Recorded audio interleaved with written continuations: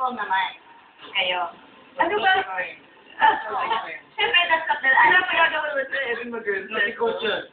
Coach, they can have a girlfriend at the end of the season. Just kidding. Kakasagot ko sa kanila.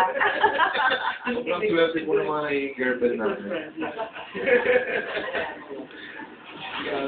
Anong preparations natin for the next UAA? Oh, preparations. Of course, recruitment is ongoing. Number two, they're still continuing with their practices.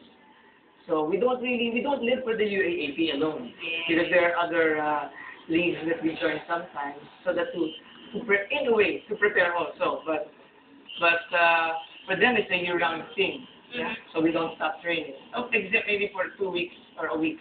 And you know, you were asking them earlier for what do they still have a life after. The truth is, we admire these young men because they're not allowed to eat certain things. They're not allowed to drink and do certain things. Yun ang tatanungin ko, meron ba kayong ginagawa right before a show? Is there something, a particular meal you eat before the show? For the game, you meant. Sorry, the game. Sorry. The do's and don'ts Sige, Simon. before the game. I swear before you game. You swim. You can see that match.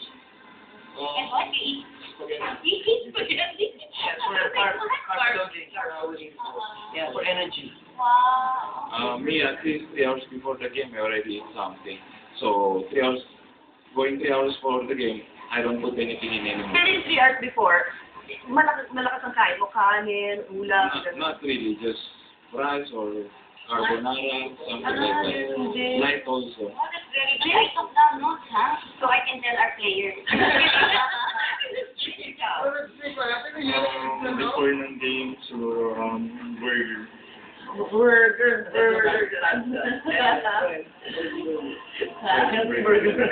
Alright. Okay. Well, anyway, what we'd like to say, of course, well, it's JD is known to be the heart and soul of the team, ano?